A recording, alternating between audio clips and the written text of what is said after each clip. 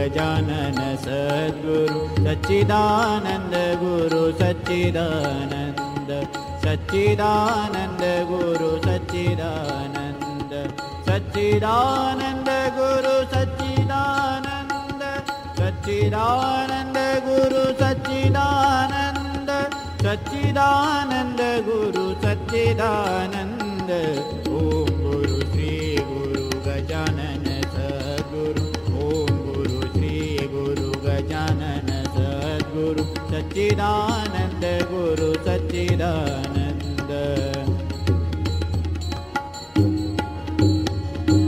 सच्चिदानंद गुरु सच्चिदानंद सच्चिदानंद गुरु सच्चिदानंद सच्चिदानंद गुरु सच्चिदानंद ओम गुरु श्री गुरु गजानन सद्गुरु ओम गुरु श्री गुरु गजानन सद्गुरु सच्चिदानंद गुरु सच्चिदानंद सच्चिदानंद गुरु सच्चिदानंद सच्चिदानंद गुरु सच्चिदानंद सच्चिदानंद गुरु सच्चिदानंद सच्चिदानंद गुरु सच्चिदानंद ओम गुरु श्री गुरु गजानन सद्गुरु ओम गुरु श्री गुरु गजानन सद्गुरु सच्चिदानंद गुरु सच्चिदानंद सच्चिदानंद गुरु सच्चिदानंद सच्चिदानंद गुरु सच्चिदानंद ओम गुरु श्री गुरु गजानन सद्गुरु ओम गुरु श्री गुरु गजानन सद्गुरु सच्चिदानंद गुरु सच्चिदानंद सच्चिदानंद गुरु सच्चिदानंद सच्चिदानंद गुरु सच्चिदानंद सच्चिदानंद गुरु सच्चिदानंद सच्चिदानंद गुरु सच्चिदानंद ओम गुरु श्री गुरु गजानन सद्गुरु ओम गुरु श्री गुरु गजानन सद्गुरु सच्चिदानंद गुरु सच्चिदानंद सच्चिदानंद गुरु सच्चिदानंद सच्चिदानंद गुरु सच्चिदानंद सच्चिदानंद गुरु सच्चिदानंद ओम गुरु श्री गुरु गजानन सद्गुरु ओम गुरु श्री गुरु गजानन सद्गुरु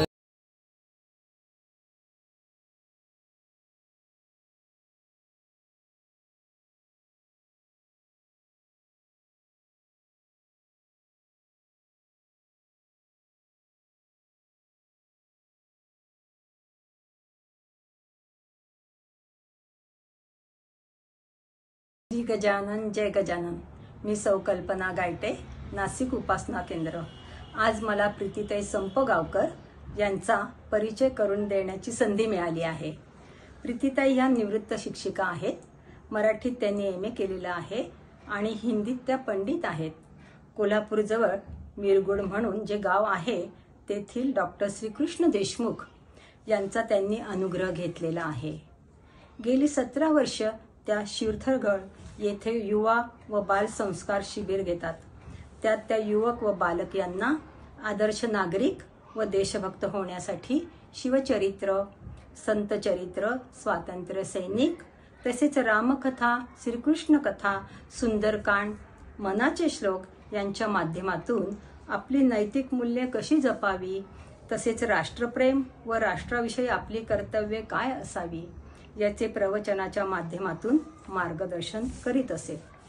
अनेक विद्यालय व महाविद्यालयांमध्ये जाऊन त्यांनी कर्माचा सिद्धांत समजावून सांगून उत्तम कर्माचे व वाईट कर्माचे फळ काय मिळते हे शिकवले। तसेच त्यांनी संस्कार वर्गही चालून देशभक्ती व धर्माचा पाया त्यांच्यामध्ये रुजविला।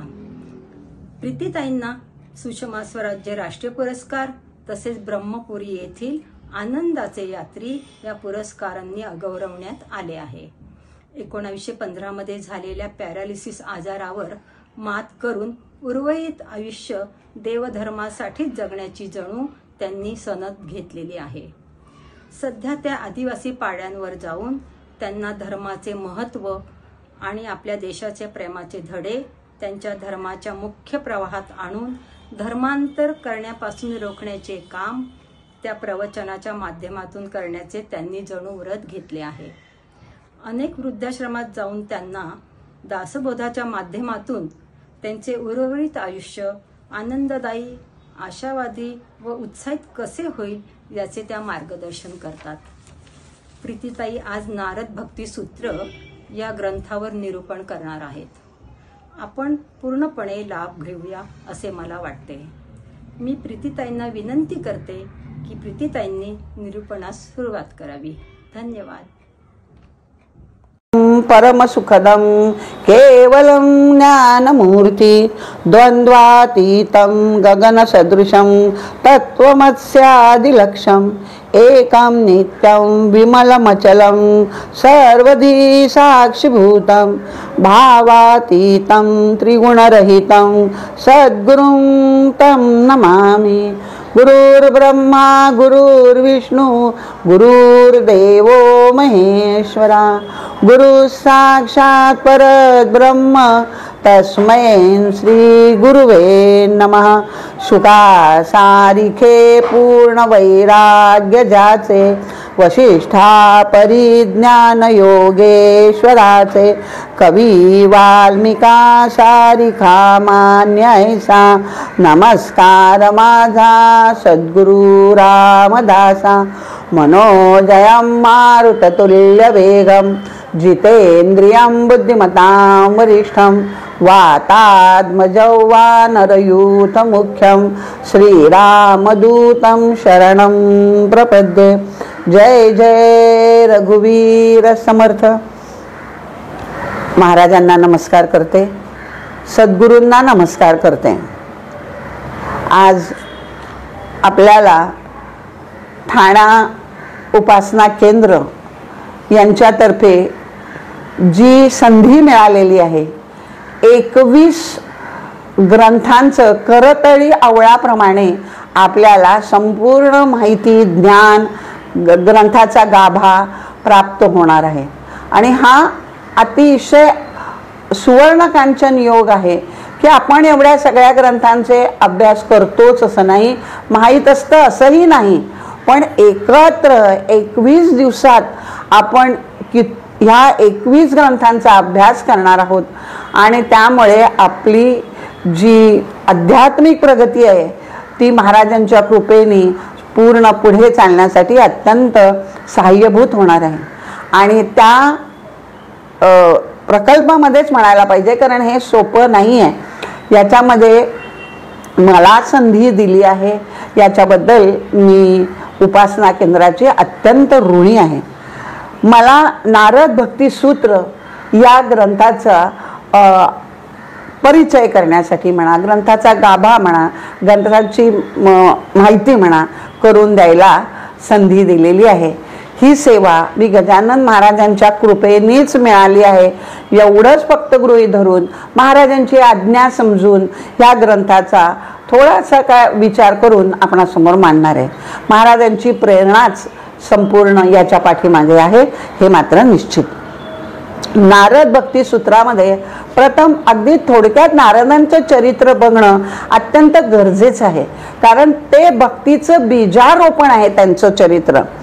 नारद व्यासांची एकदा भेट झाली बरं का, व्यासांची. आणि नारद खरं व्यासांकडे गेले होते व्यासांचं अभिनंदन करण्यासाठी, पण नारदांनी व्यासांना पाहिलं ते दुःखी, कष्टी, उदास असे दिसले, त्यांना खिन्न दिसले. ज्यांनी अनेक ग्रंथांची रचना लिहिली आहे तरी सुद्धा वेदव्यास एवढे का उदास आहे हे काही त्यांना कळेना. तेव्हा नारदांनी विचारलं, आपण एवढ्या ग्रंथांची संपूर्ण निर्मिती केली आहे, वेदाचे भाग केलेले आहे, तरी आपल्या चेहऱ्यावरती आनंद का नाही आहे? व्यास म्हणतात की संकल्पनेनुसार मी जे ग्रंथ करायचे होते, जे ज्ञानपर माझे सगळे ग्रंथ आहेत, जे पाहिजे, जे मला उमजेल ते मी सगळं केलेलं आहे, पण मला आतमध्ये शांतता नाही, मी अशांत आहे. तरी कृपा करून मला माझ्या अशांतीचे कारण तुम्ही सांगा, म्हणजे मला लक्षात येईल. व्यासांच्या संकल्पानुसार भगवंताने व्यासांकडे नारदांना जाण्याची भगवंताचीच प्रेरणा होती. आणि नारद व्यासांना सांगतायत की आपण आपला जन्म हा कलियुगामध्ये संपूर्ण भक्तीचा प्रसार करण्यासाठी झालेला आहे.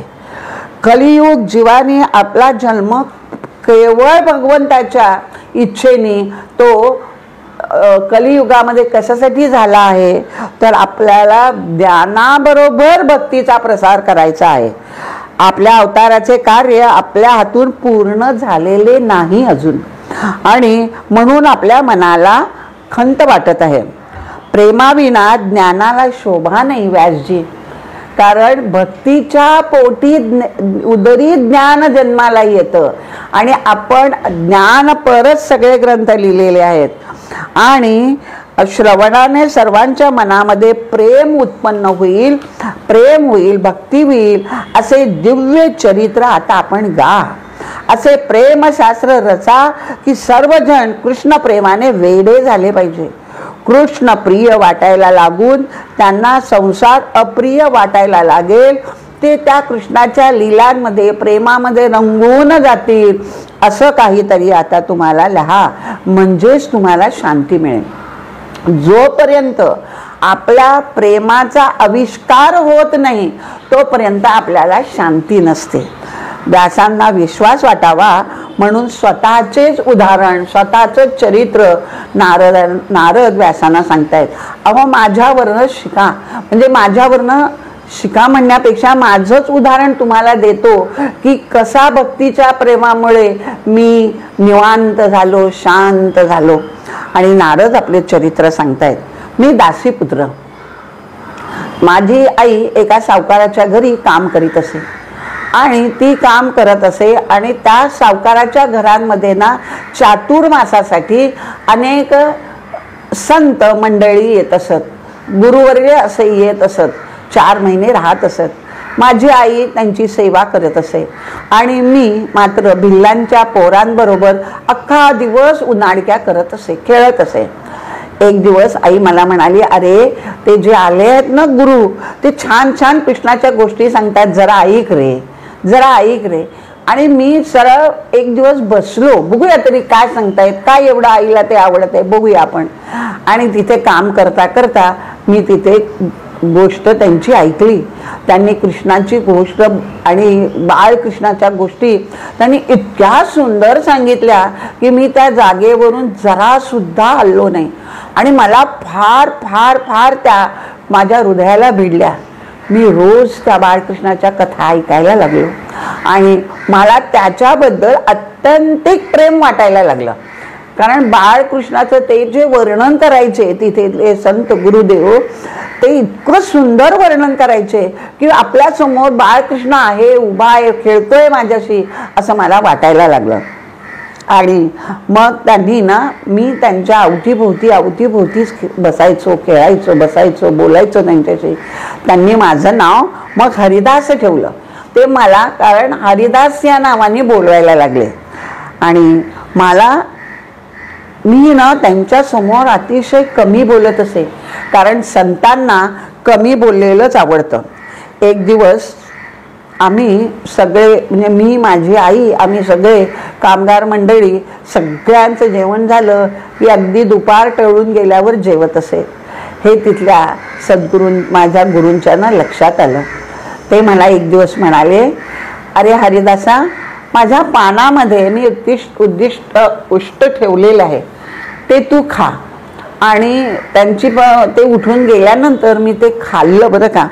आणि तो प्रसाद मी ग्रहण केल्याबरोबर माझी पापे नष्ट झाली, भक्तीची गोडी मला लागायला लागली.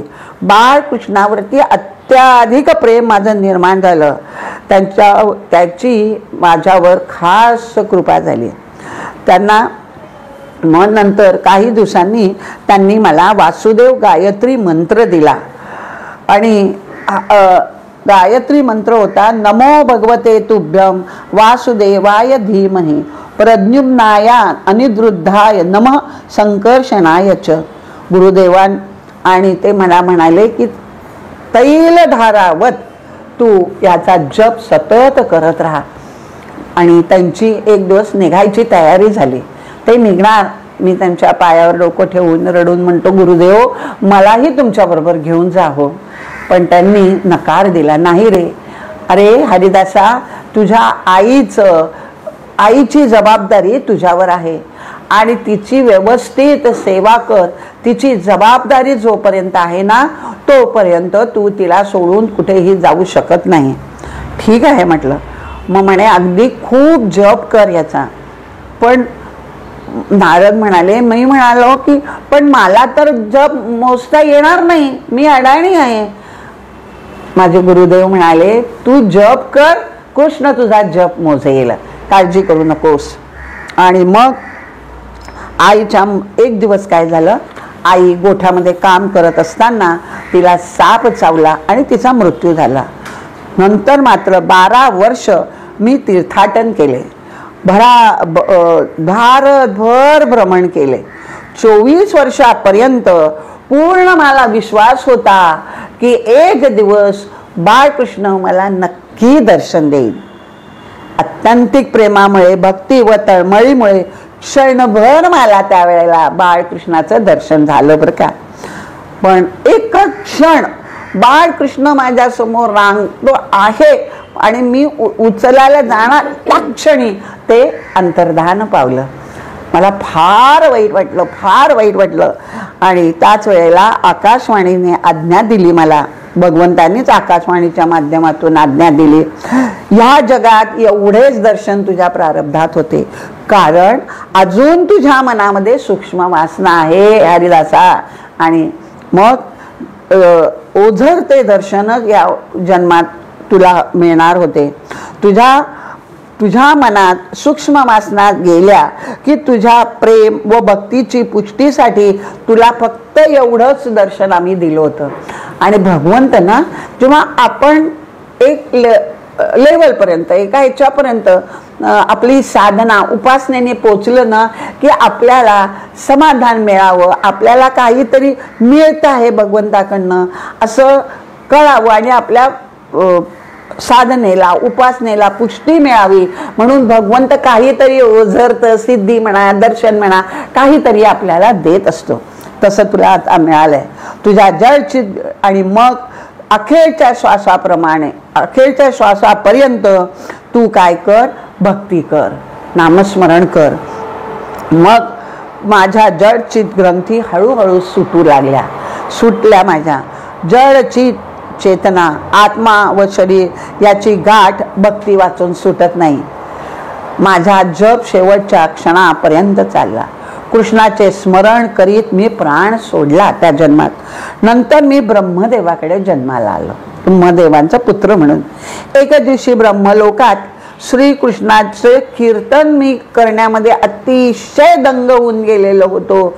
आणि ते कीर्तन झाल्यावर राधेने श्रीकृष्णाला सांगितलं, माझी शिफारस केली हो श्रीकृष्णाजवळ, याला काहीतरी प्रसाद द्या म्हणून. आणि श्रीकृष्णाने मला वीणा, ही जी माझी वीणा आहे ना, ही वीणा मला प्रसाद म्हणून दिली. आणि मला म्हणाले, भगवंत श्रीकृष्ण कीर्तन करत जगभर भ्रमण कर. आणि भ्रमण करत असताना माझ्यापासून माझे भक्त जे वेगळे झालेले आहे, संसाराकडे रमलेले आहे, संसाराकडे वळलेले आहे, अशा माझ्या भक्तांना माझ्याकडे घेऊन ये. वाट चुकलेले माझे भक्त माझ्याकडे आणून सोड, अशी मला आज्ञा दिली. मग मी त्या कार्याला लागलो. ध्रुव बाळ, आपल्याला माहिती आहे ध्रुव बाळ, प्रल्हाद, वाल्या कोळी अशा सगळ्या भक्तांना, सगळ्यांचे नारदच गुरुदेव आहेत. श्रीकृष्णाच्या कथेचे नारद मुनींचे जीवन शुद्ध झाले. श्रीकृष्णाची कथा ऐकून त्यांना खरे जीवन जगण्यास ते म्हणतात मी सुरुवात केली. वैराग्य, संयम आणि भजनांची गती तीव्र झाली. नारद भगवान व्यासाजींना म्हणतात, की आपण जो मान मला आत्ता देताय ना, तो माझ्या भक्तीचा आहे, तो माझ्या भगवंताचा आहे, सत्संगाचा आहे. मी त्याचा मानकरी बनलो ते केवळ संतांच्या संगामुळे. मी बिल्लांच्या मुलांबरोबर खेळणारा उनाड मुलगा संत सेवेत त्याचे जीवन शुद्ध झाले. देव होण्यासाठी मनुष्याला 4 गोष्टींची आवश्यकता असते बघा. एक संयम, सदाचार, स्नेह आणि सेवा. नारदांनी आपल्याला त्यांच्या कशासाठी हे चरित्र बघायचं की त्यांच्या चरित्रावरनं एक अत्यंत उनाड मुलगा नराचा नारायण झालाय, नाराच्या प्रेमाने. आणि म्हणते कुठल्या? संयम, सदाचार, स्नेह आणि सेवा. हे 4 गुण संत संघानेच प्राप्त होतात बरं का. नारदांना त्यांच्या प्रारब्धानुसार फार मोठा सत्संग मिळालेला होता. भक्तीचा सत्संगातच भक्तीचा खरा मार्ग अर्थ आपल्याला सापडतो. भक्तीचा रंग सत्संगातच आपल्या अंगावर चढतो. नारदांचे चरित्र शुद्ध भक्तीचे व भगवंतावरील अत्यंतिक प्रेमाचे बीजारोपण आहे. संयम, सदाचार, स्नेह, सेवा ह्या 4 गुणांनी अंगी रुजले तर त्यांचे फळ म्हणजे मनुष्य जीवनाचे सार्थक करून घेणे हा उद्देश आपला असतो. प्रजापती ब्रह्मदेवाने आपला मानसपुत्र देवर्षी नारद या नारायणाच्या प्रियतम भक्ताला आदेश दिला. काय आदेश दिला? अरे नारदा, तू भगवंताच्या भक्ताचे असे गुण गा, असे वर्णन कर की सगळे जो वाचेल, जो अभ्यासेल तो श्रीकृष्णाच्या भक्तीमध्ये रंगूनच जाईल. त्याच्या हृदयामध्ये श्रीहरीचा भक्तभाव असा रुजेल, असा उदयाला येईल की तो नराचा नारायण होऊन मोक्षपदालाच प्राप्त होईल. असं तू काहीतरी गा, असं काहीतरी तू सांग. त्यांच्या आज्ञेने, पित्याच्या आज्ञेप्रमाणे देवर्षी नारद भगवत भक्तीचे स्वरूप, महिमा अत्यंत सरळ सोप्या भाषेमध्ये 84 सूत्रामध्ये निरूपण केलेले आहे. तेच नारद भक्ती सूत्र. आता भक्तिशास्त्रामध्ये हा ग्रंथ फार श्रेष्ठ मानला जातो. आध्यात्मिक ग्रंथ एका चौकटी नियमामध्ये बद्ध असतो, त्यालाच आध्यात्मिक ग्रंथ असं म्हणतात. ग्रंथ म्हणजे ग्रंथी सोडवणारा जो आहे.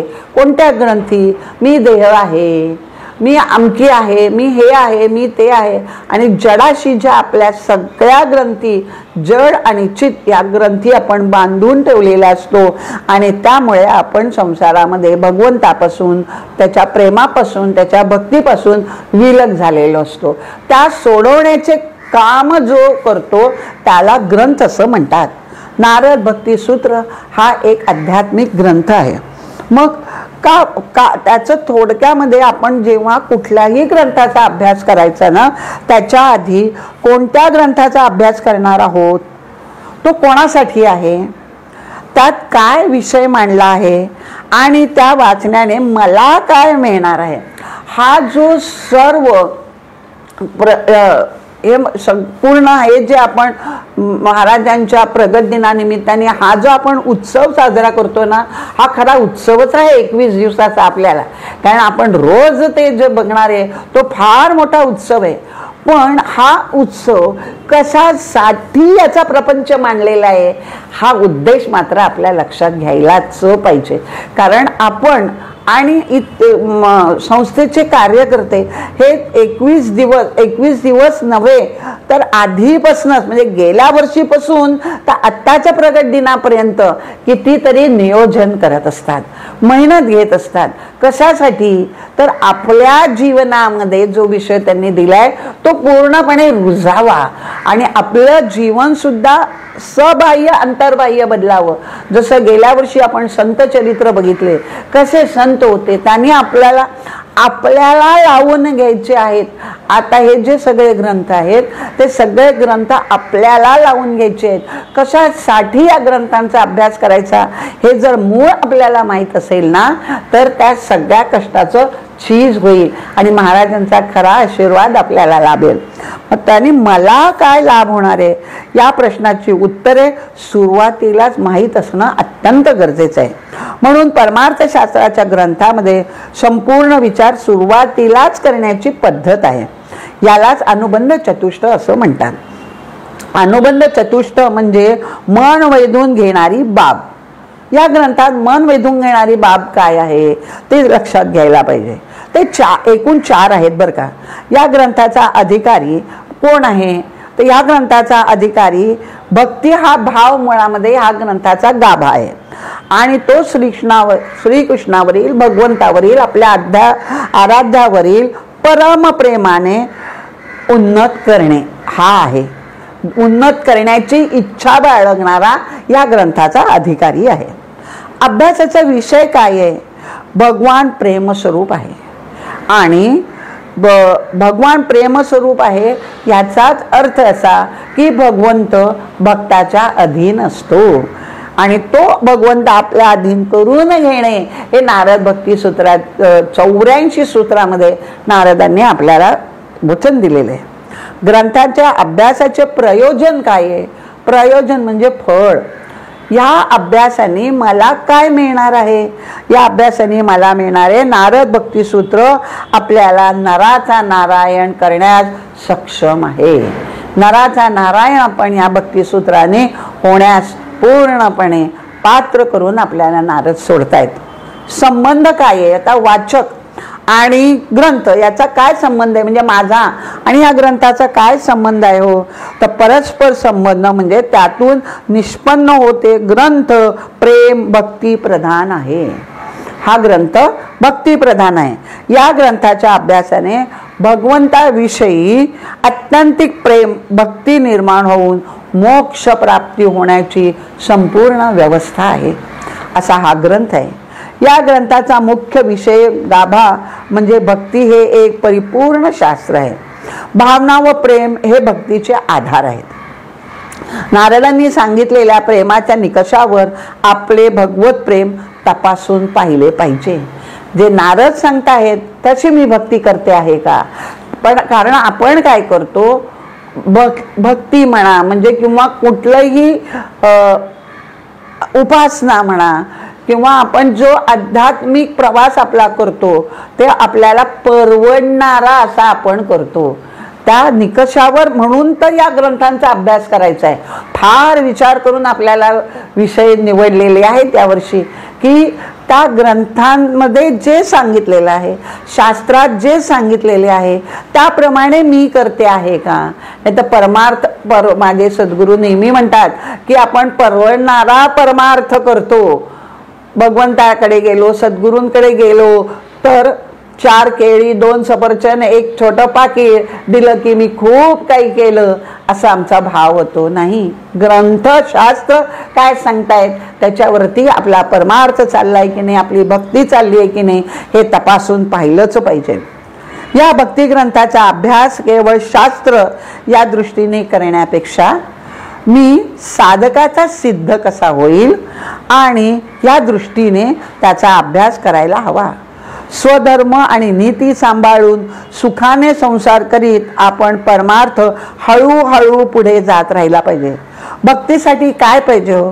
सामान्य श्रद्धा पुरेशी नसून अनन्यता शरणांगती आराध्याशी ऐक्य असा प्रवास हळूहळू पुढे पुढे जायला नक्की हवा. देवर्षी नारद ही पदवी असलेले नारद भक्त सज्जन व सत्याच्या रक्षणासाठी आणि दुष्ट व असत्याचा परित्यागासाठी कळीचा नारद म्हणून प्रसिद्ध झाले आहेत.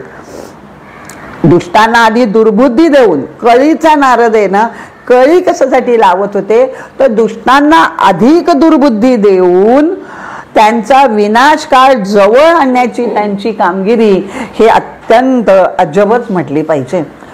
कंसाचं उदाहरण फार सुंदर आहे याच्यामध्ये की कंसाने ज्या वेळेला वसुदेवांनी आपला पहिला पुत्र ठरल्याप्रमाणे कंसाला आणून दिला तर तो म्हणतो 8वा मारणार आहे ना मग पहिला का मारू जा घेऊन जा. तिथे नारद प्रकट झाले आणि नारदांनी कंसाला सांगितलं की अरे हा 8वा कशावरनं नसेल पहिला जन्माला आलाय असं करू नको, मार त्याला, ताबडतोब मार. आणि त्याने मारलं. जेव्हा देवांनी सगळ्यांना त्या नारदांना विचारलं, अहो असं का केलं, तो चांगला सोडून दे.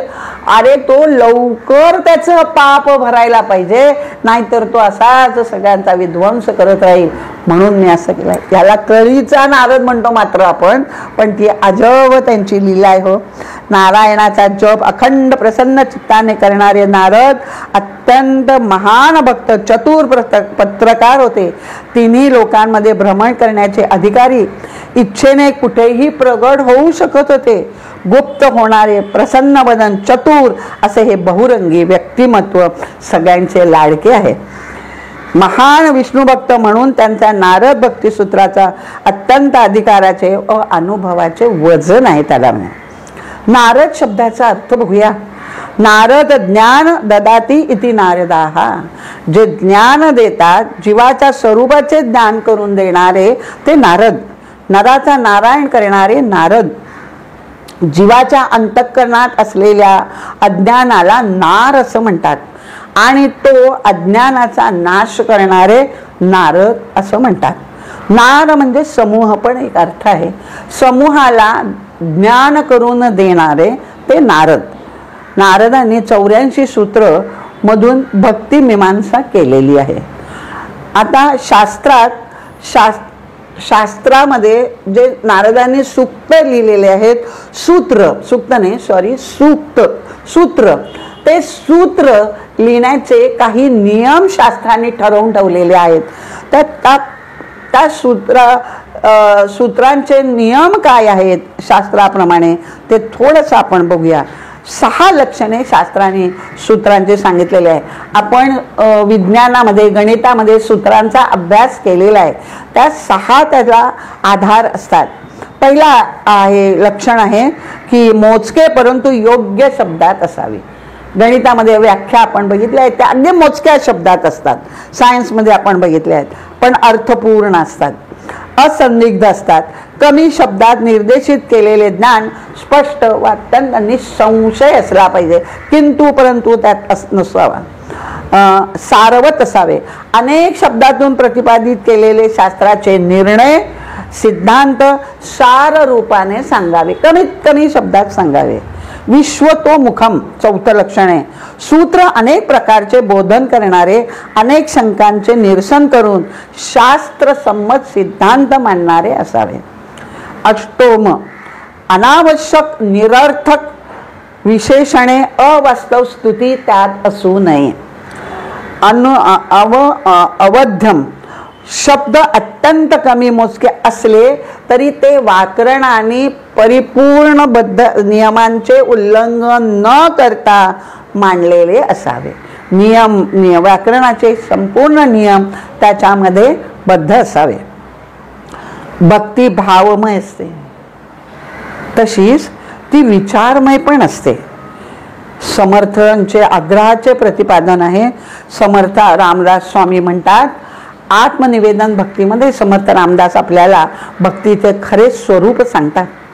भक्त म्हणजे विभक्त नव्हे, विभक्त म्हणजे भक्त नव्हे.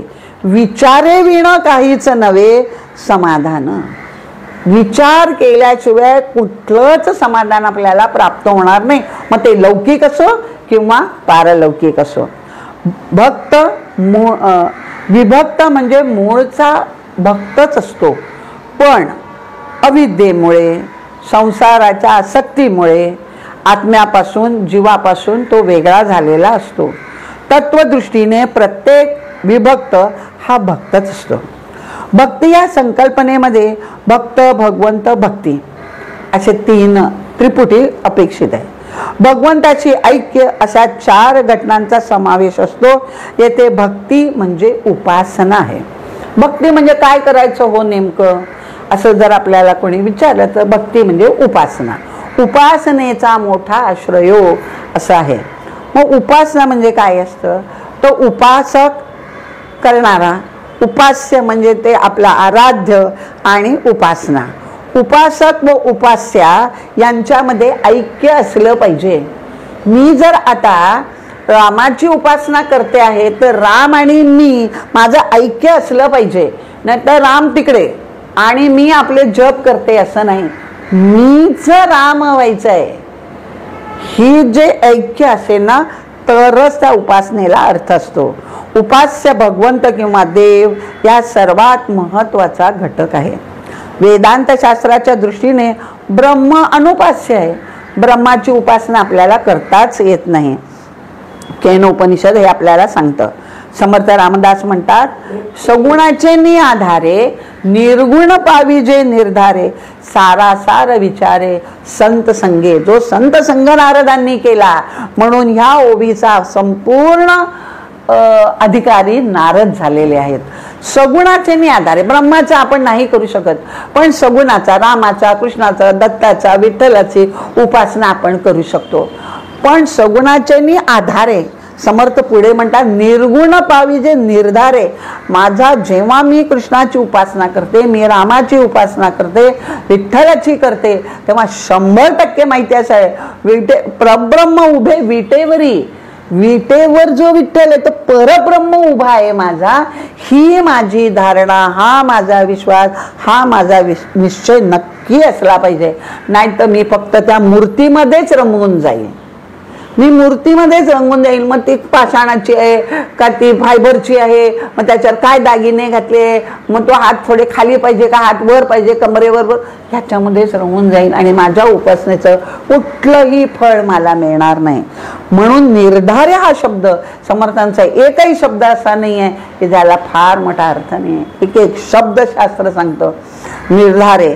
आणि हा निर्धार नारदांनी केलेला होता की जो नारायण माझा आहे तो पूर्ण परब्रह्म आहे. आणि म्हणून नारायणांचा निर्धार त्याच्यामध्ये सांग. आणि हा सारासार विचारे विना काही नवे समाधान संत संगे. संतांच्या संगतीतच हे आपल्याला प्राप्त होतं. ईश्वराचे लहान मोठे असे अनेक अवतार आहेत. आपल्याला आवडलेल्या कुठल्याही आराध्यावर प्रेम करून त्याचे चिंतन करणे येथे महत्त्वाचे आहे. जो आपल्याला आवडेल, कोणाला कृष्ण आवडेल, कोणाला राम आवडेल, कोणाला हे आवडेल, आपल्याला आपले महाराज आवडतात. महाराजांचं रूप आपल्या डोळ्यासमोर सतत ठेवून महाराजांनी आपल्याला 21 अध्यायात काय सांगितलेले आहे, पोथीचा सुद्धा आपल्या या ग्रंथाचा सुद्धा अभ्यास जर आपण इतके वर्ष करतोय तर त्या 21 गोष्टी महाराजांनी सांगितलेल्या आहेत. म्हणजे 21 ग्रंथ तशा भरपूर महाराजांनी आपल्याला जवळजवळ 70 जे चमत्कार केले आहेत ना, त्या 70 चमत्कारांमध्ये एक एक फार मोठी शिकवण दिलेली आहे. पण आपण त्या दृष्टिकोनातनं बघत नाही. हो, आपल्याला सारखं असं वाटतं की मला आता महाराजांनी काहीतरी चमत्कार करावा. मला ते चमत्कार नाही आहेत, ती खऱ्या अर्थाने आपल्याला दिलेली शिकवण आहे. बद्धाचा साधक, साधकाचा सिद्ध आणि सिद्धाचा भगवंत होण्यासाठी महाराजांनी आपल्याला ते सगळं सांगितलेलं आहे. पण तो म्हणजे सारासार विचार संत संगे करणं हे फार महत्त्वाचं आहे. आणि त्याच्यावरती अत्यंतिक प्रेम माहिती वाचून ऐकून आपल्याला त्यांचा महिमा कळतो. देवाचे मोहक रूप भक्ताच्या अंतःकरणात नित्य राहते बरं का. आणि ते नित्य राहते. आणि मग नंतर काय होतं, देवाच्या अवतीभोवती आता जेव्हा आपण शेगावला जातो तर महाराजांच्या अवतीभोवती काय आहे, महाराजांचे भक्त कोण होते, त्यांच्या वस्तू कुठल्या होत्या, याची धारणा करायची. याची नित्य स्मरण, सहज स्मरण होणे याला धारणा म्हणतात. म्हणजे सहज स्मरण करायचं की महाराज असे बसले असतील, नाही महाराजांजवळ तो बंकटलाल असा बोलला असेल ना, हे सहज स्मरण आहे. त्यांच्या व्यक्तींचे, त्यांच्या जवळच्या वस्तूंचे, त्यांच्या बसण्याचे, त्यांच्या उठण्याचे, त्यांच्या वागण्याचे हे स्मरण आपल्याला सतत होणे ह्याला धारणा म्हणतात. ती धारणा ही सहज स्फुरण व्हायला पाहिजे मात्र. आणि ही नित्य स्मरणात जर राहिली ना त्यालाच ध्यान म्हणतात. तेच ध्यान आहे. आणि देवाच्या सुंदर स्वरूपाच्या भक्तीला सुरुवात होते, ध्यान परिपक्व होत जातं आणि मग ते ध्यान भाव समाधीपर्यंत जाऊन पोचतं. आणि ध्यान, धारणा, भाव आणि समाधी अशा पायऱ्या आपण सहज पार करू शकतो. सगुण अवताराचे भावबळे दर्शन होते. ब्रह्माचा मी ब्रह्म असा अनुभव येतो. ईश्वर हे शास्त्र व तर्काने सिद्ध होणारे तत्व आहे. ईश्वर नियामक आहे आणि जीव नियम्य आहे. ईश्वराच्या आज्ञा आपल्याला पाळल्याच पाहिजे. ईश्वराच्या आज्ञा कुठल्या आहे हो? गीतेमध्ये आपल्याला सगळं ह्या आज्ञा भगवंतांनी दिलेल्या आहेत. आणि गीतेमध्ये भगवंताच्या 9व्या अध्यायात भगवंत आपल्याला काय आश्वासन देतो बघा. अनन्य चिंतयन्तो माम ये जनाः पर्युपासते तेषां नित्यभियुक्तानां योगक्षेम वहाम्यहम.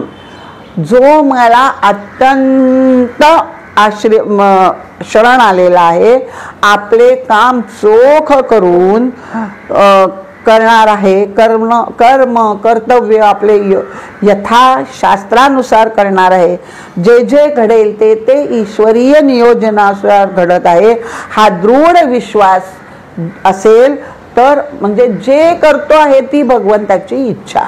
जे माझ्या आयुष्यामध्ये घडतं आहे, चांगलं वाईट छोटं मोठं, ती सगळी भगवंताची इच्छा. आणि चांगलं घडलं तर भगवंताची कृपा म्हणायची, आणि मनाविरुद्ध घडलं तर माझंच कर्म माझंच प्रारब्ध. या दोनच पातळीवरती जो जगतो ना, त्याचा योगक्षेम भगवंत वाहतो. दधातू नाही म्हटलंय, वहाम्य, मी वाहतो, माझ्या खांद्यावर मी तुमचा योगक्षेम वाहतो भगवंत म्हणताय. शांत चित्ताने राहणे हे शरणागतीचे स्वरूप आहे. हेच सतत भान असले पाहिजे. नाम किंवा अन्य साधनेच्या अनुसंधानात सुटू नये. आपला प्रत्येक कर्म गदिमा म्हणतात तसं सद्गुरूंना विनंती करून करावं. तुझ्या पदांचे तीर्थ ठरावी सहजच माझी कृती. आणि ज्ञानेश्वर माऊली आपल्याला सांगते, यथा सर्वात्मका ईश्वरा स्वकर्मांची कुसुमांची माळा पूजा केली तोषा लागी ईश्वरा. आपल्या स्वकर्मांचीच माळ करायची. नाही फुलं मिळाले तर वाईट न वाटून घेता खरे फुलं कुठले आहेत तर माझं प्रत्येक कर्म ईश्वरावरती फुलांसारखं व्हावं.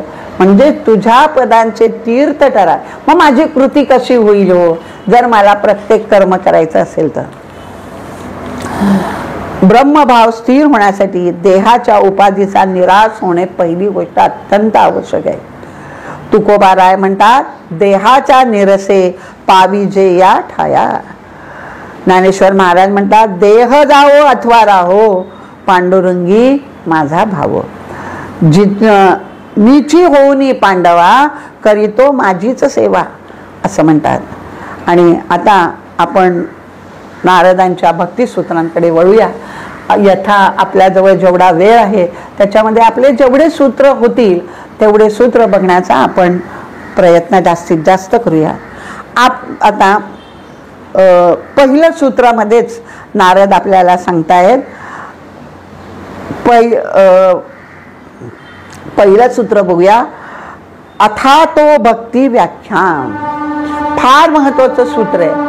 हा एकदा अथा हा मंगलवाचक शब्द आहे आणि आरंभवाचक शब्द आहे. ओम आणि अथा, अथ सृष्टीच्या आरंभी ब्रह्माच्या कंठातून निघालेले उद्घोषक हे दोन शब्द आहेत, ओम आणि अथ. अथ म्हणजे आता. म्हणजे आता मी तुला, आपण पोरांना ओरडताना सांगतो आपल्या लेकरांना, आता तरी आता तरी ऐक. याचा अर्थ तो 100 वेळा ऐकलेला नाही आहे, म्हणून आता तरी ऐक. आता याचा अर्थ पुढे जाऊन आपल्याला तो जसं जसं आपलं सूत्र उलगडेल तसं तसं तो येईलच. अथा शब्दाचा अर्थ आहे मनुष्यामध्ये प्रेमाची भक्ती भूक असणे आवश्यक आहे. आणि भक्ती ना 4 प्रकारे सिद्ध होते. भक्तीचे 4 प्रकार आहेत. एक पहिलं भजनम भक्ती. भजन म्हणजे कीर्तन, प्रवचन, या सत्संग, यातून आनंदाच्या सागरामध्ये आपण बुडून जाऊन, डुंबून जाऊन महिमा जाणणे, लीला ऐकणे, गुणांचं वर्णन करणे, रूप पाहणे. माणूस मूळचा भजनशीलच आहे. आणि दुसरा भागो इति भक्ती. भागो म्हणजे वाटणी करणे, भाग पाडणे. त्याचे कोणते भाग पाडायचे? 2 भाग पाडायचे, श्रेय आणि प्रेय. माझ्या जीवनामध्ये श्रेय आणि प्रेय, श्रेय म्हणजे माझं अंतिम कल्याण करणारं श्रेय, आणि प्रेय म्हणजे मला जे प्रिय असेल ते. आपलं श्रेय नेहमी बाजूला पडलेलं असतं. प्रेय म्हणजे प्रिय गोष्ट, आपला संसार, आपलं प्रपंच, आपली मुलं, सुना, नातवंड, नातेवाईक, माझ्या वस्तू, माझ्या गाडी, बंगले, घोडे, याच्यामध्ये मी कायम तो एकच भाग आपला असतो. श्रेयाकडे आपलं खूप दुर्लक्ष झालेलं असतं. भागो इति भक्ती, भाग पाडायचे, श्रेयाला कवटाळायचे आणि प्रेयाला बाजूला सारल्याशिवाय श्रेय आपल्याला प्राप्त होत नाही. निवड करणे, भाग पाडणे, निवड करणे. आणि हे कशाने होतं? विचारे विना काहीच नव्हे, हे समर्थांचं वाक्य सतत लक्षात ठेवलं पाहिजे. वैयक्तिक सुख बाजूला ठेवून जीवाला तृप्त करणारा, चिरंतर अतिशय आनंद देणारा परमेश्वर एकच आहे, तोच भाग आपल्याला निवडायचा आहे. मी जगाचा नसून केवळ भगवंताचा अंश आहे. गीतेमध्येच आपल्याला आपलं भगवंत सांगतात ना की मी ममैका अंशेने, माझ्याच अंशाने तुम्ही सगळे बनलेले आहे. भंजनम इति भक्ती, भंजनच करून टाकायचं, भाजून टाकायचं, तुकडे तुकडे करून टाकायचे. कशाचे? अंतःकरणातील राग, द्वेष, काम, क्रोध, मोह, माया, आसक्ती, अविद्या यांचाच नाश करून टाकायचा, भंजन करून टाकायचा. मनाच्या या वृत्तीचा प्रवाह भगवंताच्या रूप गुण लीलांकडे. बरं, हे प्रवाह आपल्या अनेक जन्मांचे संस्कार आहेत हो, राग, द्वेष, पण हे सगळे भगवंताशी करावे, भगवंताकडे वळवावे. आमच्या मंदाताई नेहमी सांगतात, अहो तुम्हाला भांडायची उर्मी आली ना एखाद्याशी, तर त्या देवाजवळ जाऊन बसा आणि त्याच्याशी वाटतंय तेवढा भांडा. त्याला शिव्या द्याव्याशा वाटल्या तरी भगवंताला द्या. त्या म्हणजे सांगतात काही करावंसं वाटलं तर त्या भगवंताजवळ करा. याला भंजनम भक्ती असं म्हणतात. माझ्या मनाच्या या वृत्तीचा प्रवाह भगवंताकडे वळवायचा आणि मग त्याचं रूप आठवायचं, त्याचं गुण आठवायचं, त्याच्या लीला आठवायचं. वळवला तर चित्तावर भगवंताचा खोलवर ठसा उमटतो. मग ती भंजनम भक्ती. आणि चौथी आहे भज सेव्यताम इति भक्ती. म्हणजे काय? भगवंताचा आश्रय घेणे, स्वीकार करणे, त्याच्यावरच भार टाकणे, भगवंताच्याच आश्रयाला राहणं. आपण कोणाकोणाच्या आश्रयाला राहतो? आपल्याला वाटतं म्हातारपणी मुलगाच कामाचा येईल म्हणून आपण मुलांच्या आश्रयाला राहतो, माझ्या घराच्या आश्रयाला राहतो, माझे लॉकरमध्ये असलेले दागिने, सर्टिफिकेट, FDs, काय काळजीची गरज नाही, माझा जवळ मी माझा पैसा ठेवला आहे, मला काही काळजी नाही, आपण ह्या आश्रयाला राहतो. पण भज सेव्यता भक्ती आम्हाला सांगते की भगवंताच्याच आश्रयाला राहायला पाहिजे. या पहिल्या सूत्रात आता हा शब्द आलाय. आता म्हणजे काय? आपल्याला प्रेम मिळालेले आहे. बघा, आपल्याला प्रेम हे निसर्ग दत्त देणगी आहे. प्रेम ही निसर्ग दत्त देणगी आहे, त्याची आवश्यकता आहे आणि ती आपल्या हृदयामध्ये ठासून भरलेलं आहे. ते प्रेम फक्त होतं काय तर आपलं प्रेम हे अनेक ठिकाणी विभागलेलं जातं. आता समजा आपण एक उदाहरण घेऊया की माझ्याजवळ 100 प्रेम आहे, असं 100%, तर त्यातलं 50% मुलावर आहे, 10% सुनेवर आहे, सुनेवर कमी असतं, 10% सुनेवर आहे, नातवंडांवर आहे, माझ्या FTs वरती आहेत, माझ्याजवळ असलेल्या माझ्या साड्या, कुठे कुठे नाही हो माझं प्रेम विभागलेलं आहे. आणि तरी मी उपासना करते. कशी होईल ती उपासना? 0.5% तरी खरं प्रेमाचं आपण भगवंतांना देतो का? आम्ही नेहमी आपण शेगावला जातो, आपण महाराजांची उपासना करतो, पण उपासना करत असताना खऱ्या अर्थाने आपल्या हृदयामध्ये निदान तेवढ्या वेळेपुरता तरी महाराज असतात ना?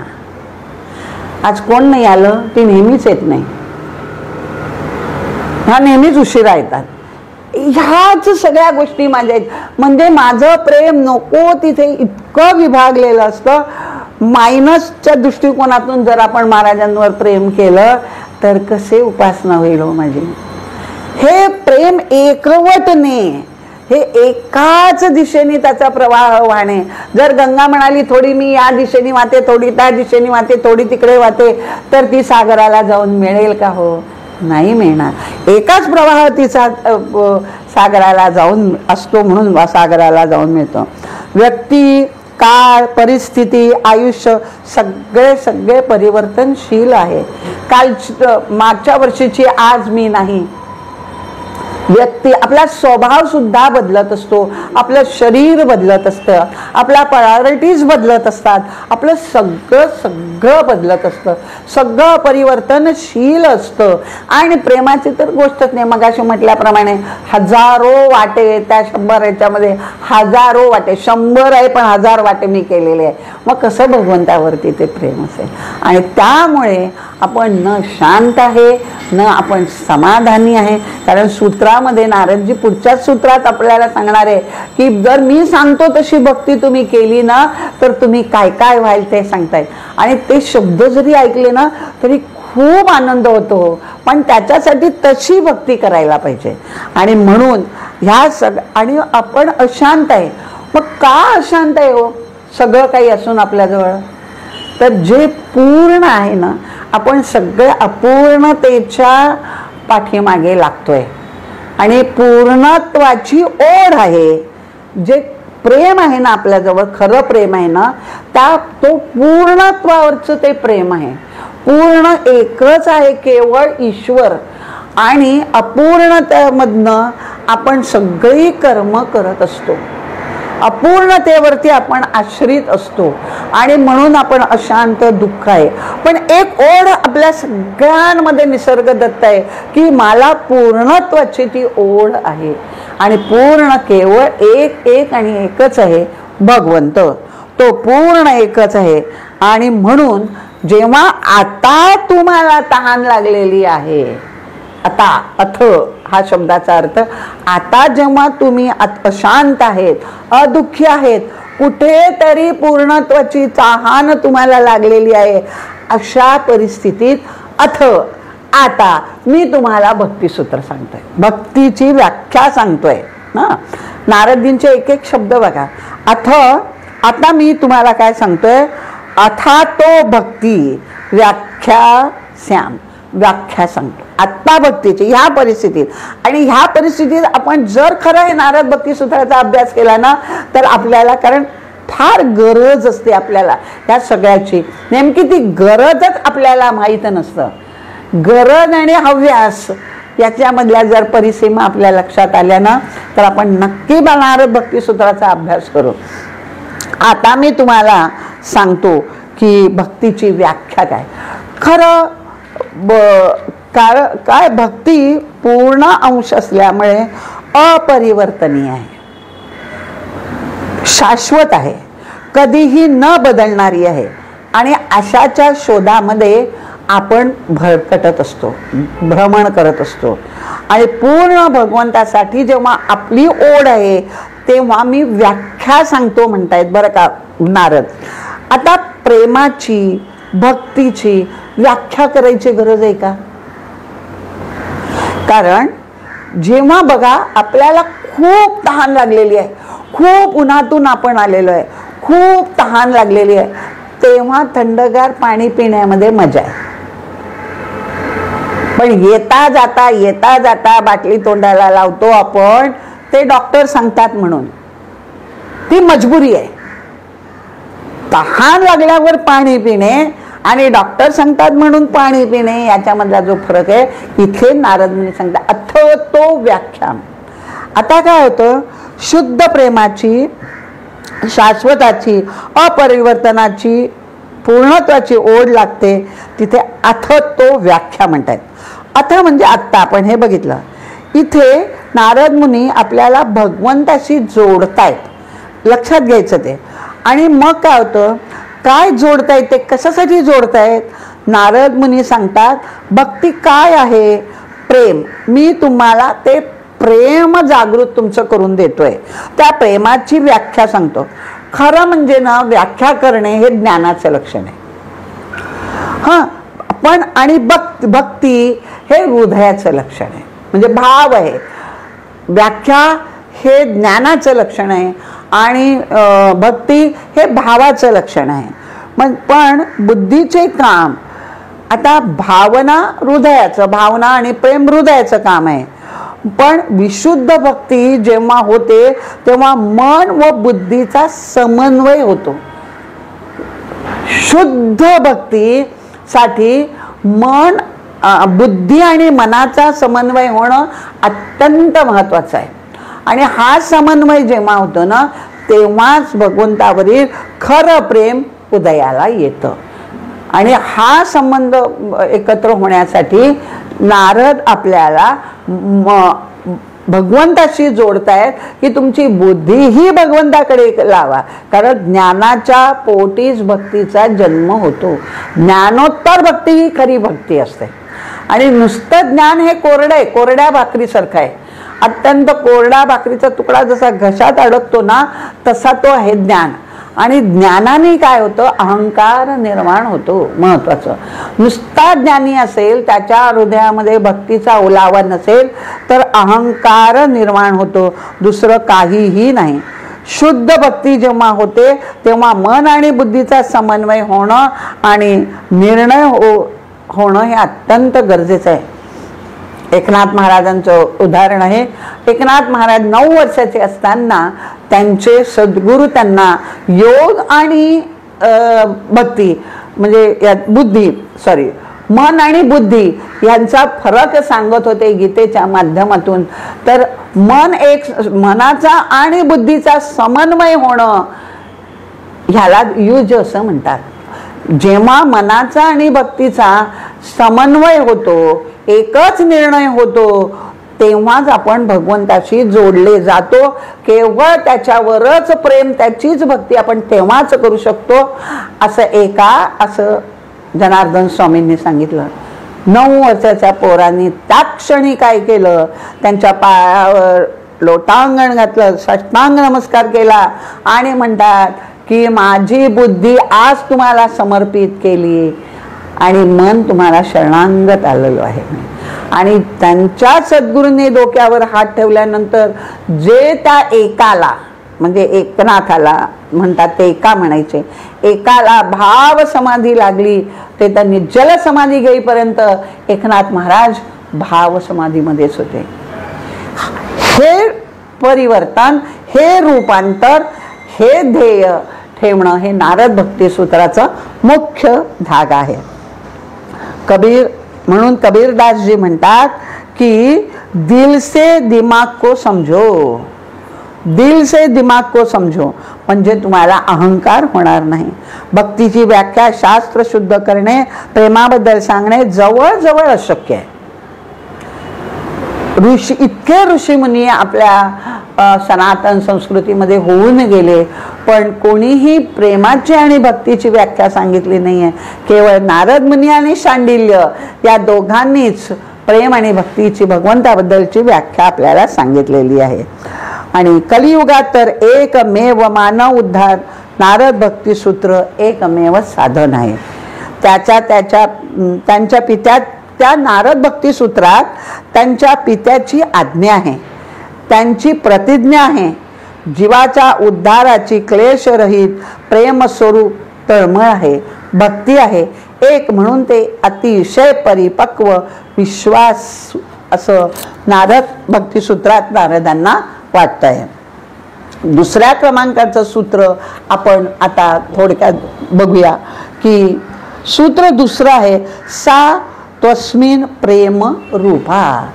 ती भक्ती कशी आहे, प्रेम रूप आहे. जीवनात प्रेम आवश्यक आहे. आपल्याला प्रेमाची मागणी मुळातच आहे. मगाशी आपण बघितलं की शुद्ध प्रेम जर मिळाले किंवा कोणावर झाले तर जीवन बदलून जातं. आणि शुद्ध प्रेमाची एक झलक जरी मिळाली ना तरी आपण सबाह्य अंतर्बाह्य बदलून जाण्याचं सामर्थ्य त्या शुद्ध प्रेमाची आहे. नारदांना पहिल्या जन्मामध्ये शुद्ध प्रेम, हरदास ते होते तेव्हा शुद्ध प्रेमाची, श्रीकृष्णाची एक झलक मिळाली होती, तर त्याच्यावरनं ते महर्षी नारद झालेले आहेत. याच आणि त्या एका याच्यावरती तर आपण निघू म्हणजे आपलं जीवन पूर्ण सबाह्य बदलून दाखव. पण काय होतं, आपण व्यक्तींवरती प्रेम करतो, आपण विनाशी वस्तूंवरती प्रेम करतो. आपण व्यक्तीवर प्रेम करतो ना का आपण दुःखी होतो. आपण व्यक्तीवर प्रेम केलं तर मोह निर्माण होतो. हां, वस्तूशी केलं तर लोभ निर्माण होतो. आत्ता हे मिळालंय, पुढच्या वेळेला या डिश आहे आता आपल्या थोडक्यात या डिश यांच्याकडे बघितल्या, अरे हा या छान आहे आणल्या, नाही मग जाऊ दे आता ह्या छोट्या पडतायत, मोठ्या पाहिजे, मोठ्याने आणखीन मोठ्या पाहिजे, असं मोह लोभ निर्माण होतं. चांगल्या परिस्थितीवर जर आपली परिस्थिती थोडी चांगली आहे त्याच्यावर प्रेम केलं तर आपल्यापेक्षा जास्त असणाऱ्यांवरती आपला द्वेष, मत्सर, ईर्ष्या, अनिष्ट सगळं निर्माण होतं. त्या सगळ्यांवर प्रेम केलं तर दुःखच पदरी पडतं. मग ह्यामुळे आपण अशांत, अतृप्त, दुःखी जीवन जगतो. या सगळ्यावर काय उपाय आहे? ह्या काहीतरी उपाय असलाच पाहिजे आणि तो आहे शुद्ध प्रेम. शुद्ध प्रेम जर आपल्याला करून निघालं तर आपला जसं एखाद्या छोट्या विहिरीमध्ये जर आपण एखादा दगड टाकला तर तरंगाबरोबर ते सगळं पाणी ढवळून वर येतं, ती माती वर येते. तसं ते आपलं एखादं काही झालं, छोटीशी गोष्ट झाली तर आपलं मन ढवळून निघतं, आपला पापड पदोपदी मोडत असतो. पण एखाद्या मोठा म्हणजे समुद्र मोठाच असतो, एखाद्या समुद्रामध्ये एखादा पर्वत पडला तरी काही फरक पडत नाही. तसं माझं प्रेम कूपमंडूक असून प्रपंचावर नसून सागराप्रमाणे विशाल जर माझं हृदय झालं, सागराप्रमाणे विशाल माझं जर प्रेम झालं, भक्ती झाली तर मग त्याच्यात काहीही पडो, मग मात्र माझ्या हृदयामध्ये कुठलाही बदल, भक्तीमध्ये म्हणा किंवा प्रेमावरती म्हणा, कुठलाही परिणाम होत नाही. अशांत मन माझं होत नाही. पण म्हणून प्रेमा स्वरूप आहे लाभ. मग मनाची स्थिती कशी होती हो? लाभा लाभो जया जयो अशी परिस्थिती आहे. प्रेमाचा उदय होऊन त्याची विशालता अनुभवास यायला हवी. विशालता अनुभवास आल्यासाठी काय व्हायला पाहिजे? प्रेमाचा अनुभव आला की त्याची व्याख्या शुद्ध प्रेमाचा. आपण आपल्याला जे आत्ता मिळतं ना या प्रपंचामध्ये ते सगळं भेसळीचं मिळतं, शुद्ध प्रेम नाही. याज्ञवल्क आपल्या पत्नीला सांगतायत, ती म्हणते आम्हाला सोडून तुम्ही इथून निघता आहात. कारण ते जेव्हा म्हणाले मी आता हे सर्व सोडून निघणार आहे, आता तुम्ही हे इतकं सगळं सोडून निघता आहात आम्हाला सगळ्यांना, म्हणजे ह्याच्यापेक्षा आणखीन काहीतरी प्रेमाची गोष्ट असेल, आणखीन काहीतरी तुमचं काहीतरी प्रेम कुठेतरी असेल. तेव्हा ते तिला उपदेश करताना म्हणतात आत्मानस्तु कामाय सर्वं प्रियं भवतु. आपल्या आत्म्यासाठीच सगळेजण स्वतःवरतीच प्रेम करत असतात. आणि हे सगळं शुद्ध प्रेमाची चुणूक जरी आपल्याला मिळाली, आपल्याला लाभलं ते, तर प्रेम माणसाला निसर्ग दत्त रूप आहे. फक्त ते एकत्र एक करून एक संधान ठेवून केवळ भगवंत तूच माझा, तूच माझा, तू आपलं जे काय असतं मी माझे आणि मला, त्याच्याऐवजी तू तुझे आणि तुलाच, सगळं तुझंच आहे बाबा, सगळं मी हा शब्दच वापरायचा नाही. किती वाटतं आपल्याला. इथून बसून सांगणंही सोपं आहे, ऐकणंही सोपं आहे त्याहून. पण मी हा शब्द न वापरता आपण एक दिवस राहण्याचा प्रयत्न करावा. एक तास नाही राहू शकत. मी आज गप्प बसणार आहे म्हणतो आपण, माझा आज मौन आहे, मी माझे मला सुटत नाही हो. दुसऱ्या सूत्रात नारदजी भक्तीचे स्वरूप सांगतायत. भक्ती प्रेमाने भरून गेलेली अंतःकरण हे भक्तीचे लक्षण आहे. सर्व भावे श्रेष्ठ एका देवा वाचून दुसरे काहीच नको अशी जेव्हा माझ्या मनाची स्थिती निर्माण होते, ते खरं अंतःकरण प्रेमाने भरून आहे. पण ते थोडेच एकत्र विखुरलेले जवळ करणे आपल्याला अत्यंत गरजेचं आहे. आणि मग समर्थ काय म्हणतायत आपल्याला सांगतायत की लौकिक आणि अलौकिक हे दोन प्रेमाचे प्रकार आहेत. लौकिक म्हणजे आपल्या संसारावरती ते प्रेम आपल्याला माहिती आहे, आणि अलौकिक म्हणजे भगवंतावरतीच प्रेम. आणि हे भगवंतावरती प्रेम केव्हा जडेल तर समर्थ सांगतायत, देवाच्या सख्यत्वासाठी पडाव्या जीवलगांच्या तुटी, सर्व अर्पावे शेवटी प्राणही तो अर्पावा. अहो कसा जीव त्याच्यावरती जडेल? पहिले पडाव्या जीवलगांच्या तुटी. जीवलग हे सुटतात का हो माझे? जवळ असले तरी नाही सुटत, लांब असले तरी नाही सुटत, परदेशात असले तरी नाही सुटत. फ्रीजवरती त्यांचा फोटो ठेवते, रोज साफसफाई करताना फोटो त्याच्यावरनं धूळ पुसताना हुंदका आल्याशिवाय राहवत नाही. कशा जीवलगांच्या तुटी सुटतील? ह्या तुटी जीवलग सुटल्या, गाठी सुटल्याशिवाय पडाव्या सख्यत्वासाठी. जर सख्य भक्ती भगवंताशी होणं अत्यंत गरजेचं आहे.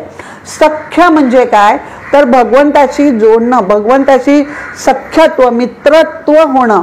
आता मैत्री ही दोन्ही बाजूनी व्हायला पाहिजे हो. मी लाख म्हणेन की भगवंत माझा मित्र आहे, मी आता लाख सांगेलो की मोदीजींना मी ओळखते म्हणून, मी ओळखते मोदीजींना, पण मोदीजींनी सांगायला पाहिजे ना या बाईला मी ओळखतो म्हणून, त्याला सख्य म्हणतात.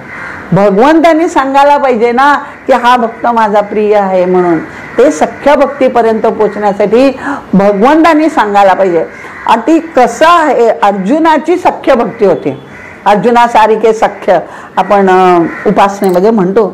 मग एकदा नारदांनाही हा प्रश्न पडला हो की एवढं असं काय आहे की हा कृष्ण सतत पांडवांकडे पडलेला असतो. एकदा जाऊन बघतोच मी. युद्धाच्या मध्ये नारद मुनी श्रीकृष्णाला भेटायला गेले की हा काय एवढं त्याचा रात्रीचं सेवा करतो, दिवसा सेवा करतो, तो ढाराडूर झोपलेला असतो, असं काय आहे या अर्जुनाजवळ. म्हणून एकदा त्या रात्री त्या तंबूमध्ये नारदजी जाऊन बघायला लागले. नारदजी जाऊन दारामध्ये बघतात. काय बघतात नारदजी? का सख्य भक्ती कशी कृष्णाने केलेली आहे, का केली अर्जुनाशी, आणि माझ्याशी का करत नाहीये तो. तर हे जेव्हा लक्षात येईल ना, हे पाहू तेव्हा लक्षात येईल. याच्यासाठी ग्रंथांचा अभ्यास करायचा असतो. तर काय बघितलं नारदांनी दारांमधनं की अर्जुन गुढाकेश होता. अर्जुन पलंगावर ढाराढूर झोपलेला होता. त्याचे केस असे पलंगाच्या खाली होते, एका बाजूला शेगडी होती. भगवंत श्रीकृष्ण त्याचे एक एक बट घेत होते, शॅम्पू लावून ती धुत होती. कारण सूर्योदयापासून सूर्यास्तापर्यंत तो रणांगणावर असायचा. धूळ रक्त सगळ्यांनी ते भरलेले असायचे, खराब झालेले असायचे. एक एक बट शॅम्पू लावून धुवायचे, तर शेगडीवरती गरम करायचे आणि आपल्या गालाला लावून पाहिजे, हा ही बट सुकली, पुढची घ्यायची, तसे घ्यायचे. आणि नारदांची चाहूल भगवंताला लागली. भगवंत म्हणता, या नारदजी तुमचीच वाट पाहत होतो मी. आणि कारण नारदजींनी पाहिलं होतं की युद्धाची सुरुवात झाल्यावर रथावर चढताना रथाच्या पायरीजवळ श्रीकृष्ण ओणवा व्हायचा हो. त्याच्या पाठीवरती अर्जुन पाय देऊन रथात चढायचा. ही काय पद्धत आहे म्हणून भयंकर संताप आलेला होता नारदांनी. आणि मग ते म्हणतात, या मी तुमचीच वाट पाहत होतो. तुमचा संताप भक्ताच्या अंतःकरणाची चुणूक न भगवंताला लगेच लागते हो. आता आपण काही विचार करतोय, काय करतोय ते त्याला सगळं माहीत असतं. या नारदजी म्हणतात. आणि बसवलं नारदजींना आणि ती एक बट त्यांच्या कानाला लावली अर्जुनाच्या केसाची. आणि त्या बटीमधनं कृष्ण कृष्ण कृष्ण आवाज येत होता. निर्जीव केसांच्या बटीमधनं जर आवाज येतो कृष्ण, तर ह्या भक्तीमुळे तो माझा सखा आहे. आणि सख्यासाठी मग भक्तासाठी भगवंत काहीही करतात. मग जनाबाईंच्या गौरीमधनं विठ्ठलाचा आवाज येतो. आणि नामदेव महाराज, गोरा कुंभार, चोखा मेळा अशी अनेक उदाहरणं प्रामुख्याने आपल्यासमोर येतात. खुद्द नारदांना आला तर तुम्ही आम्ही आपल्याला, पण आपण सख्य भक्तीपर्यंत पोचतच नाही. सख्य भक्ती आणि आत्मनिवेदन भक्ती हे भगवंत करून घेतो. त्याचं काम आहे ते. त्याला वाटला पाहिजे की नाही हा माझा मित्र आहे. आपण कोणाला मित्र करायचं तेवढं त्याच्यासाठी आपल्याला त्याच्या मैत्रीत समर्पण असलं पाहिजे, तरच ती मैत्री टिकते. मग ती लौकिक असो किंवा पारलौकिक असो. कृष्णासाठी मी तेवढं केलं तर तो म्हणेल हा हरकत नाही, हा माझा मित्र आहे, मी ह्याला ओळखतो. असं जेव्हा त्यांनी सर्टिफिकेट दिलं की मग ती सख्य भक्ती, मग आत्मनिवेदन आपोआप होतो. अहो मला जर ब्रिज चढायचं आहे तर पहिल्या पायरीपासून जर मी कोणी दिसतंय का शोधतंय का, माझं वजन आपण उचलणारं नाही. मी 2-4 पायऱ्या 5-6 पायऱ्या चढला की लक्षात येतं बाई म्हातारी सामान घेऊन वर चढते. मग कोणीतरी येतं माझ्या हातातलं सामान घेतं आणि मला वरती ते नेऊन ठेवतो, कुठे आणखीन ठेवायचं आहे काही विचारतो. तेव्हा म्हणजे मला 4 पायऱ्या चढणं जेव्हा आहे तेव्हा ध्येय माझं तिथपर्यंत जाईल. आणि असं आहे नारद भक्ती सूत्र. आपण 84 सूत्रापैकी किती जास्तीत जास्त 2-3च बघू शकतो. आणि ते अमृत समान आहे. आणि काय मिळणार आहे हो आपल्याला या भक्तीमध्ये, तर सिद्धो भवती यल्लब्ध्वा पुमान् सिद्धो भवती अमृतो भवती तृप्तो भवती. तृप्त, ज्या शांतीचा शोध आपण आयुष्यभर घेणार आहोत, आयुष्यभर आपण घेतच आहोत. आपण जे काय कर्म करतो, जी काय आसक्ती आहे आपल्याजवळ, जे काय आपण करतो आहे ते सगळे समाधान, सुख, शांती, समाधान, तुष्टी पुष्टीसाठी आपण करतो. पण आपण चुकीच्या मार्गाने करतो म्हणून आपल्याला शुद्ध शांती मिळत नाही. आणि मग शुद्ध शांती आपल्याला का मिळत नाही, तर आपण ज्यांच्यामध्ये जे अशांत आहे त्यांच्याचकडे जर आपण शांती सुख बघायला मिळवायला गेलो तर कसं मिळेल हो. मी माझ्या नातलगांमध्ये सुख शोधते. नातलग, नात त्यातले असतात ते नातलग, त्यातले नसतात ते इकडले असतात, पण मी त्यांच्यामध्ये माझं सुख शोधते, नाही मिळणार. मी माझ्या FDs मध्ये शोधते. मी मधनं सारखे तपासत असते बरं का, जाऊन लॉकरमध्ये व्यवस्थित आहे की नाही, कारण मधनं काही बातम्या येतात ना, बँक बंद पडते म्हणून जाऊन शोध. पण त्यामधल्या सुद्धा ते सुद्धा सुख बघण्यासाठी माझ्याजवळ एक किल्ली आहे, पण तो मॅनेजर ती दुसरी किल्ली लावत नाही तोपर्यंत मला ते माझंच मला मिळत नाही, माझंच मला बघायला मिळत नाही, माझेच दागिने माझेच पैसे मला मिळत नाही. कुठपर्यंत तो मॅनेजर येऊन दुसरी किल्ली लावत नाही तोपर्यंत त्याच्याजवळ मेन किल्ली असते. म्हणजे माझ्या सुखाची मेन किल्ली भगवंताजवळ आहे, त्याने फिरवल्याशिवाय मला माझं स्वरूप कळणार नाही. कारण मीच भगवंत आहे. तृप्त केव्हा होईल, देव बघायाची गेला देवाची होणं ठेलं, विठ्ठल पाहावया गेला विठ्ठलाची होण. सगळे जो जो भेटे भगवंत तो तो मानिजे, जो जे जे भेटे भूत ते ते मानिजे भगवंत. मला सगळ्यांमध्ये भगवंत दिसला पाहिजे, मला सगळ्यांमध्ये तोच दिसला पाहिजे. तुकाराम महाराजांसमोर एकदा दरोडेखोर आले, एकदम त्यांच्या अंगावर धावून काय म्हणतात, विठ्ठला आज हे रूप घ्यायचं होतं का रे तुला. दरोडेखोरामध्ये जर भगवंत दिसायला लागला तर ती सख्य भक्ती आणि आत्मनिवेदन भक्ती होऊन जाणार. पण मी करते म्हणून जो आम्हाला अत्यंत अहंकार असतो तोपर्यंत आपल्याला भगवंताची प्राप्ती होत नाही. आणि सगळ्यात जास्त अहंकार केव्हा असतो आपल्याला, आपण थोडं काही साधना बिन्ना केली, थोडं काहीतरी आपल्याला मिळायला लागतं, खेळणी, प्रपंचातली खेळणी मिळायला लागतात आणि मग आपल्याला खूप अहंकार निर्माण होतो. हनुमंताचं एक उदाहरण सांगते आणि माझ्या वाणीला विराम देते. लंकेमध्ये महापराक्रम हनुमंत करून आले, सीता शुद्धी करून आले, म्हणजे सीतेचा शोध घेऊन आले. अतिशय असामान्य अशी कामगिरी हनुमंत करून आलेले होते. हनुमंतानी म्हणजे अंगदानी सगळी तिथलं सगळं वर्णन केलं, काय काय हनुमंतांनी केलं वगैरे सगळं सांगितलं. तेव्हा काय म्हणतात की श्रीराम म्हणतात, अरे हनुमंता तुझ्या माझ्यावरती तुझे इतके उपकार आहेत, तू काय काय केलं वगैरे सगळं वर्णन करतात. एकच क्षण हनुमंताला बरं वाटतं, आपल्या आराध्याने आपली ज्याच्यावर परम भक्ती असते तो जर आपल्याला काही छान म्हटलं, आपल्या सद्गुरूंनी एखादा शब्द छान आहे म्हटलं की आपल्याला खूप आनंद होतो, खूप आनंद होतो. तसा एक क्षणभर हनुमंताला आनंद झाला, दुसऱ्या क्षणी हनुमंत जागा झाला. कारण परमभक्ती परमप्रेमाचं स्वरूप हनुमंत आहेत. तर ताबडतोब हनुमंत जागा झाला आणि श्रीराम म्हणतात की तुझे इतके उपकार आहेत माझ्यावरती की तुझ्या समोर माझं म्हणजे मुख मी तुला दाखवू शकत नाही, मला लाज वाटते तुझे उपकार मी नाही फेडू शकणार. तेव्हा एकदम श्रीरामांच्या पायावर लोळण घेतलं हनुमंतानी आणि मोठ्या मोठ्याने रडायला लागले, पायावर अश्रूंचा अभिषेक करायला लागले आणि म्हणतात त्राही माम त्राही माम त्राही माम, मला वाचवा मला वाचवा मला वाचवा. भगवंत विचारतो तर याला आत्ता कसलं संकट आलंय. हनुमंत म्हणतात की तुम्ही माझी आतापर्यंत खूप परीक्षा घेतली, त्या परीक्षांमध्ये मी पास झालो, पण तुम्ही आज माझी अहंकाराची परीक्षा घेतायत.